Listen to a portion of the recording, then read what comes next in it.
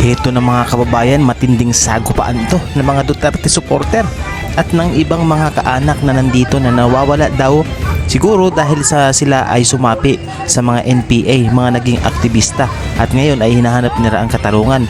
At ngayon nakatapat naman nila ang mga DDS dito mga kababayan. Talagang nagsigawan ang mga Duterte supporters ng corn beef dito sa harap mismo ng Supreme Court. Ito na mga kababayan, tayo na at panoorin natin ang bidyong ito.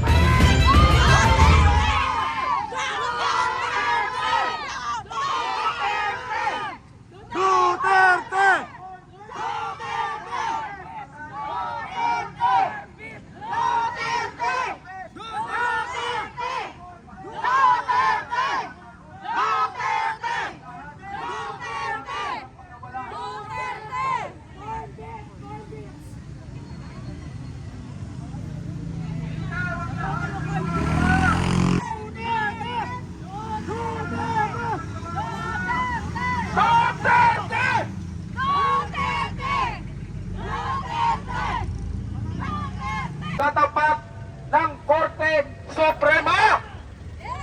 Korte Suprema! Kami ay hindi na kumakatok, na hindi na kayo nadadaan sa katok. Tinakalampag na namin kayo. Muli sa panawagan ng pag-apila ng habeas corpus para mapabalik si Tatay Digong sa bansa ng Pilipinas. Dahil alam naman natin na illegal ang pagtukot na wala ang mga kriminalidad, mga drug addict, drug lord. Mga kababayan, manawagan tayo sa Supreme Court. Mga kalampak tayo, Ito po ay ang dating OFW sa 4 na bansa na pinuntahan. Mga kababayan, kalampagan natin ang kataas-taasang hukuman sa bansang Pilipinas na sana magdesisyon na sila sa 3 rate of habeas corpus na isinampa ng mga anak ng mga Duterte. Ngayon din dapat bumaba na kayo ng desisyon. Huwag nyo nang patagalin pa kung kailan pa matapos ang termino ng presidente nating bangag na presidente. Walang pakiramdam, manhid, inopel, dahil wala na silang mapagkukunan ng buwis ng taong bayan. Pati ang Meralco ay ginamit na kasangkapan para singilin ang mga buwis ng taong bayan. Dahilan nyo pa ang senior citizen at kung ano pang mga nandyan for best. Grabe. Alam naman natin na wala ng pera ang gobyerno. Kasi bankrupt na, malapit na mabankrupt. Kaya ginamit ng kasangkapan ang Meralco para singilin yung bill na dating 5,000 naging 10,000, 15,000. Ngayon, lumalabas dito sa ating bayan na ang gobyerno ay kinikilkilan ang taong bayan. Antayin nyo sa Mayo 1, ang taong bayan ay maningil sa inyo na gobyerno ni Marcos na bangag. Walang pakiramdam, manhid, umaray na ang taong bayan. Lalo na yung maliliit na taong bayan na gumagamit ng kuryente. Dahil ginagawa ninyong kasangkapan, wala na kayong mapagkukunan. Lalo na yung executive secretary na si Ralph Recto, na siya ang author ng Bad Ibat Manhid. Parang siya na din ang presidente sa ngayong panahon. Dahil siya ang nagdidesisyon, hindi ang presidenteng bangag, inotel, walang utak. Ayan, kung wala kang pakiramdam sa taong bayan, manhid, walang puso, ay lumabas ka na. Step down, sabi nga. Grabe. Kinakalampag natin ang Supreme Court sa impeachment ni Bibi Sara na kung saan ay mayroon ang sinampa dyan na panawagan ng mga lawyers na sana mag-issue na kayo ng TRO dahil ginagamit ni Marcos Bangag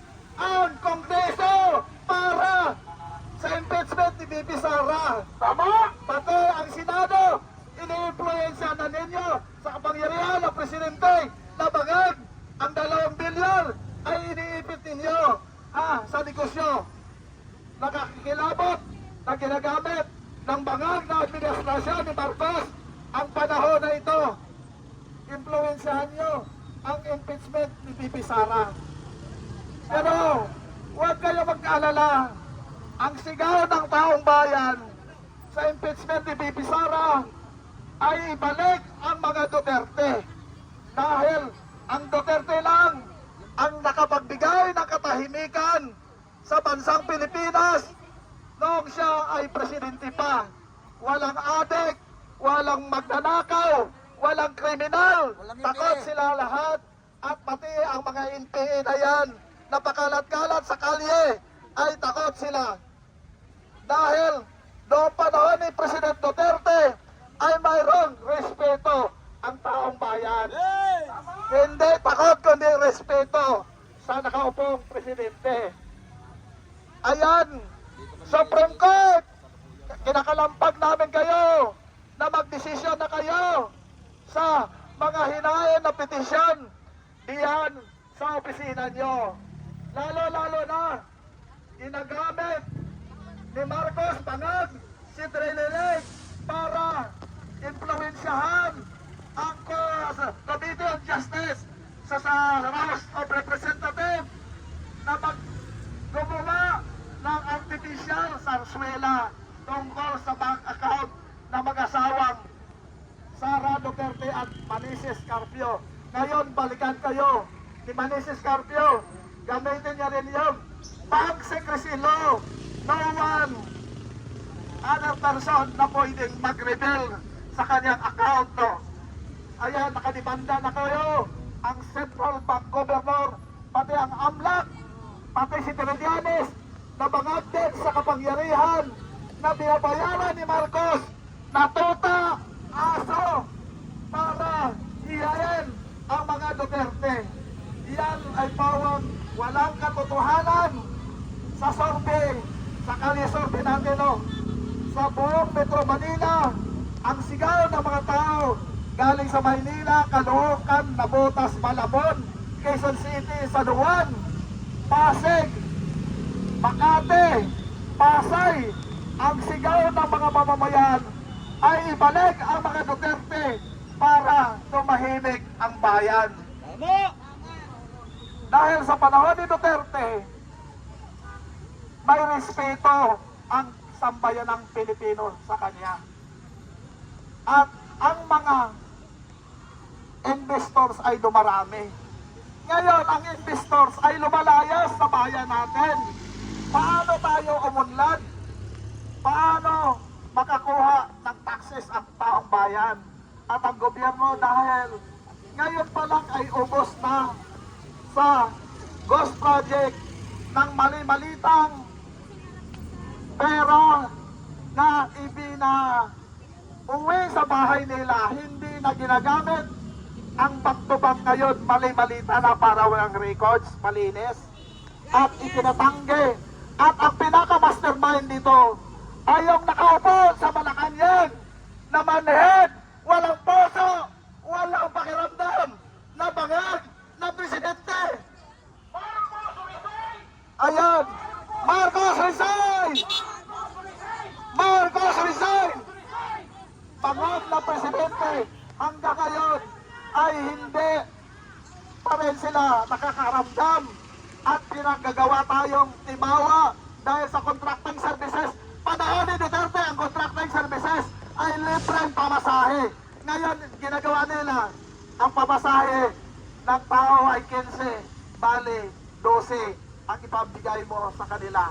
Grabe, no? Ginagawa tayong timawa ng gobyernong bangag sa pamagitan ni Ralph Recto na little president ngayon.